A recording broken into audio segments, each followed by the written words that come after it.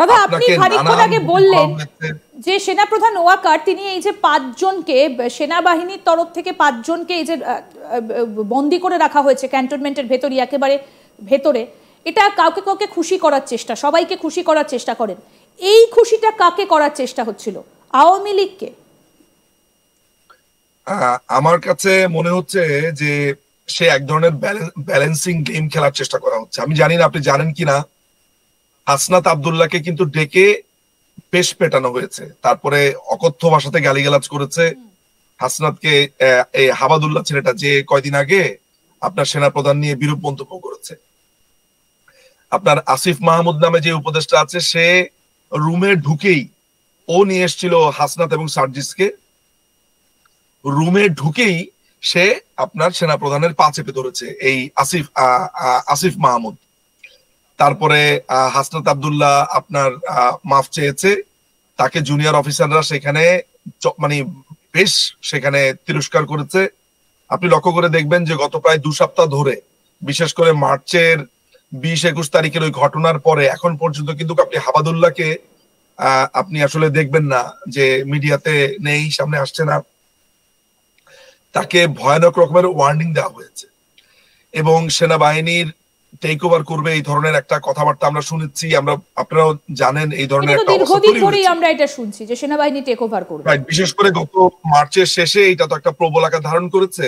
এখন এই যে এনসিপি কে এই প্রেসারটা দিয়েছে, এখন ওরা তো একটা জোট বেঁধেছে এই সেনাপ্রধানকে কিভাবে এখান থেকে সরানো যায়। তারা কিন্তু নানান ধরনের চেষ্টা চরিত্র করছে। এই সেনাপ্রধানকে আবার নানান ভাবে হেল্প করে যাচ্ছে হচ্ছে জামাত ইসলামী।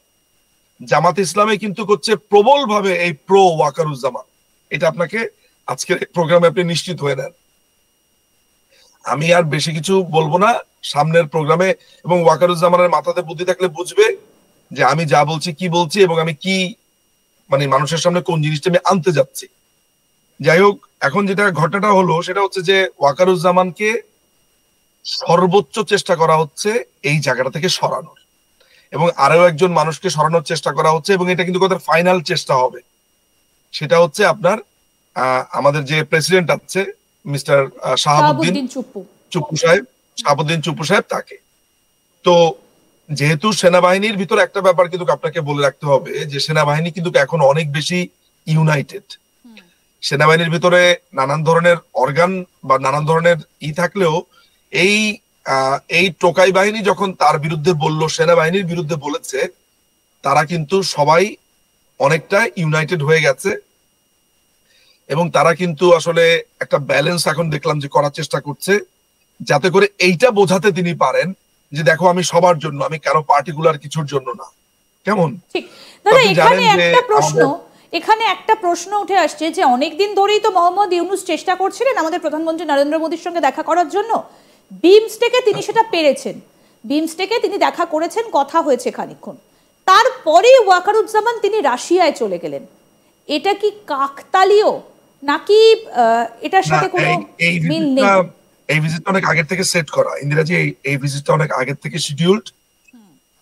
আমি এটার খোঁজ খবর নিয়েছি। আসলে এই ভিজিটে আপনি আর আমি যেটা ভাবছি সেটা আসলে ওরকম কিছু না। কারণ যখন ইউনূস চীনে যাচ্ছেন তখন ওয়াকারুজ্জামান রাশিয়াতে যাচ্ছেন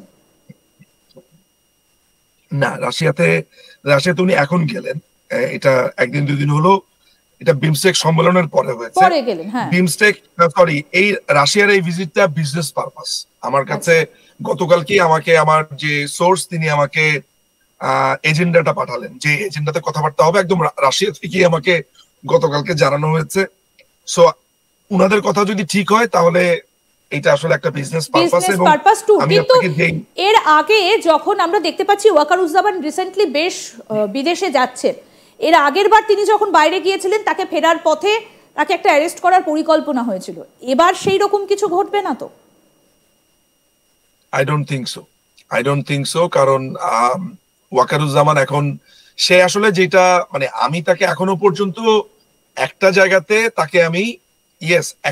তাকে আমি সাধুবাদ জানাবো এবং এইটা আমাকে জানাতে হবে। আপনি জানেন যে আমি তার প্রতি আমার অপছন্দের লেভেলটা আমার মনে হয় আপনি সাক্ষী একাধিকবার আমি তার ব্যাপারে বলেছি, দলীয় কারণে চুপও থেকেছি, কিন্তু একটা ব্যাপারে আমি তাকে অ্যাপ্রিসিয়েট করব, এটা খুবই করব, সেটা হলো যে ইলেকশনটা যাতে ইনক্লুসিভ হয় এইটার ব্যাপারে সে কিন্তু ডিটারমাইন্ড, এবং সেটা মনে করে যে বাংলাদেশের প্রত্যেকটা পলিটিক্যাল পার্টি যদি এখানে পার্টিসিপেট না করে তাহলে ইলেকশনটা নিয়ে নানান ধরনের কথা উঠবে, এইটা একটা পর্যায়ে ব্যর্থতায় পর্যবসিত হবে। এই ব্যাপারটা তিনি এখনো পর্যন্ত তিনি সিরিয়াস। সো এইটা কিন্তু দলীয় জায়গা থেকে তিনি বলেন নাই যে আওয়ামী লীগের প্রতি সমর্থন, জামাতের ওই জায়গাটা থেকে তিনি বলেন নাই। তিনি এই জায়গাটা একেবারেই তার নিজের কনসাস থেকে তিনি এটা চান, তিনি বলছেন একদম এটা উনি মনে প্রাণে চান। এটা নাথিং টু ডু উইথ তার কারোর প্রতি অ্যালিজেন্সের জায়গা থেকে চান বলে আমি মনে করি না, অন্ততপক্ষে আমি যতদূর জানি সেইটা একেবারে অনেস্টলি চান। এবং দখলদার বাহিনী যেভাবে ভাবছে যে তিনি আওয়ামী লীগকে সুযোগ করে দিচ্ছেন, ব্যাপারটা এমন যে আওয়ামী লীগ একটা নিষিদ্ধ পার্টি, আসলে ব্যাপারটা তা না। সবাই আওয়ামী লীগের বাংলাদেশে আপনি জানেন যে 40-45% ভোট, এইটা আরো বাড়ছে। গত 5 আগস্টের পরে থেকে আওয়ামী লীগের প্রতি সিম্প্যাথি, মানুষ আওয়ামী লীগের প্রতি কতটা ভাবছে এবং তারা বুঝতে পারছে যে তারা কি ভুল তারা জীবনে করে ফেলেছে। ফলে একটা বড় ভোট আওয়ামী লীগের জড়ো হয়েছে, ফলে একে উপেক্ষা করে আপনি রাজনীতি করবেন, ইলেকশন করবেন, ওই ইলেকশনটা একটা মকারি ছাড়া আর কিছুই হবে না।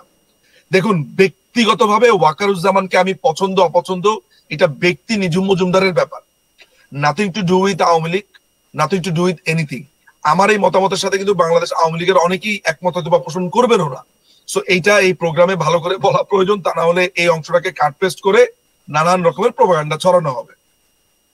তবে আপনাকে আমি একটা ব্যাপারে বলতে পারি যে মার্চে যখন আমরা কথা বলছিলাম তখন কিন্তু কেমন একটা অবস্থা হয়েছে যে তিনি যখন আপনার ফিরলেন, যে একটা সফরে গেলেন তিনি মাঝখানে, যেখানে তিনি ঢাকাতেও অবতরণ করলেন না, সিলেটে গেলেন, সিলেট থেকে ঢাকায়, তারপরে বিশেষ নিরাপত্তাতে তেজগাঁওতে আসলেন। ফয়জুরের ব্যাপারটা তখন ভয়ানক একটা রূপ ধারণ করেছিল।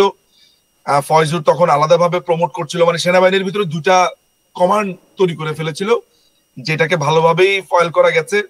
এবং দর্শকদের জন্য এটাও জেনে রাখা ভালো যে এই হাসনাত আব্দুল্লাহ ওরফে হাবাদুল্লাহকে কিন্তু সেনাবাহিনীর লোকেরা যথেষ্ট তাকে শিক্ষা দিয়েছে ক্যান্টনমেন্টে নিয়ে গিয়ে। এবং আরেকটা লোককেও বেশ শিক্ষা দেওয়া হয়েছে, সেটা হচ্ছে নিজেকে ব্যারিস্টার বলে বলছে ফুয়াদ আব্দুল্লাহ নামে যে জঙ্গিটা আছে জামাত শিবিরের, সেই ছেলেটাকে। সো আজকে দর্শকদের জন্য এই হচ্ছে আমার কাছ থেকে থাকা সংবাদ আর কি। একদম, মানে এই পুরো পরিস্থিতিটা এই মুহূর্তে আরো ডামাডোলে ভরে গিয়েছে বাংলাদেশে। এখান থেকে একটা প্রশ্ন দাদা, আপনি যে ইনপুটগুলো আমাদেরকে পাঠিয়েছিলেন, যে 5 জনের নাম আপনি বললেন, তাছাড়াও আরো একটা ইনপুট ছিল যে আওয়ামী লীগের সঙ্গে এই মুহূর্তে ওয়াকারের একটা বিশাল দূরত্ব তৈরি হয়েছে। একটা সময় তো শেখ হাসিনাই নিয়োগ করেছিলেন এই ওয়াকারকে সেনাবাহিনীর প্রধান করে, তাহলে তার এই বিশাল দূরত্বটা এবং আওয়ামী লীগকে দূরে ঠেলে দেবার কারণটা কি তার?